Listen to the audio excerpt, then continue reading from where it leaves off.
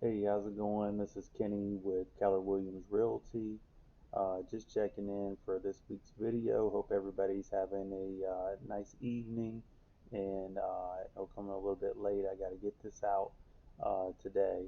Um, but I was just thinking, and just everything that's going on with Corona and COVID-19 and everything like that. People drawing similarities to the Spanish flu, back in the day, and then how it led to the Roaring Twenties afterwards. And I definitely hope um, that that there is some light at the end of the tunnel in the same way. I mean, I really can't say much positive about COVID-19. Just it on its own. And it took so many people, and so many people have been affected by it. The people that are still here economically and just limited in what they could do, but just seeing that light at the end of the tunnel and people just having a lot of enthusiasm, summertime and vacations and getting back out there. I've been watching the playoffs, the NBA playoffs, and last game, last game I watched, I used to watch it on YouTube, like the 10-minute summary or whatever. Like it's the best way to watch it. You don't have to sit through the whole game. You get to see like every score, every big play, and it's like 10 minutes. So like the crowd was nuts. Like you never seen, like they just let the crowds like go back into the stadiums and stuff, and the crowd like in Utah, like Salt Lake City, like they were nuts and they just losing their mind, on the good plays, and then players feeding off of it, just going crazy, super competitive, just great games, some of the best, playoff footage, I've ever seen.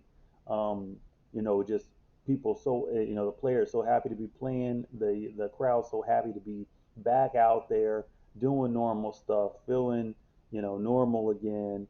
And, you know, the economy was strong before COVID. And, you almost got to look at it like a terrorist attack or something. Like it was an attack, but it wasn't like with the economy itself. The economy was strong.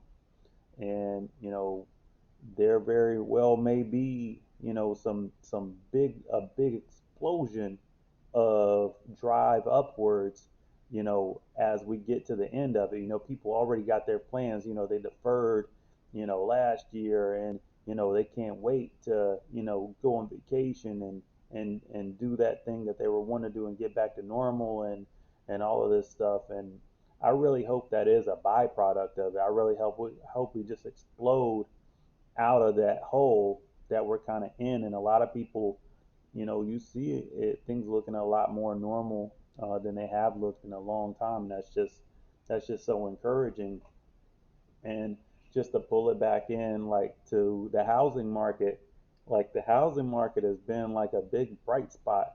Like, like people thought the housing market was going to go down with everything else. Like when, businesses started closing and, the restaurants, movie theaters, the arenas, everything, concerts all got canceled. Hollywood, went to, limping along. Um, like they thought the real estate market was going to go too, but it did the opposite. It's been super strong the whole time. And now we've got so many millennials out there. you know there's I'm just educating myself all the time, and it's like the housing shortage, is a supply side problem. There's just not enough houses. There's not enough entry level houses. The builders are not building entry level houses, and that's something that can help a lot. The entry level, but the profits on those just aren't, you know, they aren't appealing to the builders as much as some of the other houses.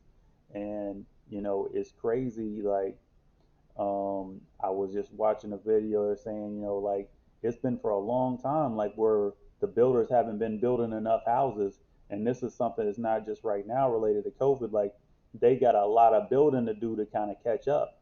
That's why there's so many more people, and the rubber has kind of hit the road, where a lot of these millennials are jumping into the market now. We've been underbuilding for a while, and so that's why people are saying like a lot of people are waiting on the sideline. Like I wanna wait until the bubble bursts. Till the bubble bursts. I want to wait till the bubble bursts. It's like there's there's so many more buyers than sellers. Like they need more houses, and like the houses that are out there, like it's not that. Like I'm hearing more and more. You never know which way it's gonna go, but as far as the number of people that want houses versus the houses that are available, like they need to build a lot more. We need to come up with a lot more houses than what we have now. So that kind of tells you like it'll go into the future, you know, it's the same situation, and just easing up as we get more supply to kind of even out. Or if something happens to take some of that demand away, but it's still people that don't have don't have houses to buy, that want to buy and are qualified to buy, but there's not a house to buy.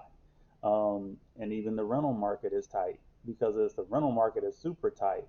I was just on the Facebook group that I follow, looking for houses in Georgia. People all around town. Hey, what apartment complex will take me in this area, in that area? Somebody, I saw someone recently, like, I'm trying to get into an extended stay hotel, but I can't get in. And the other person responded, "Oh, you got to call early in the day and keep calling all day because they book up immediately." I'm like, wow, you can't even get an extended stay hotel for huge high rental rates. It's crazy. So it's definitely a supply thing.